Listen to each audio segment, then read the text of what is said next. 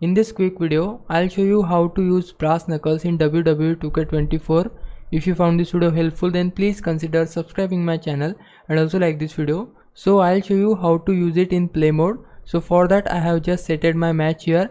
I'll simply go to confirm, and when you are selecting your superstar, we just need to make sure one thing. Suppose I want to have Randy Orton as my superstar, I will simply select it. Then we need to change our payback. You can see I can change my payback from edit payback. Now we need to change our resiliency payback to power of the punch, just like so. We must have power of the punch as our payback in order to use brass knuckles. I will simply select it, then click on confirm. Now start your match. So I need to fill the meter of payback. As you can see, it is not filled yet. Now I just need to beat my opponent until my meter is filled.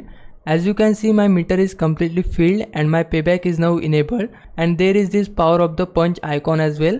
So to use brass knuckles, press RT plus Y on Xbox, R2 plus square on PlayStation, and space plus I on PC. And there you go, I have successfully used brass knuckles in my game.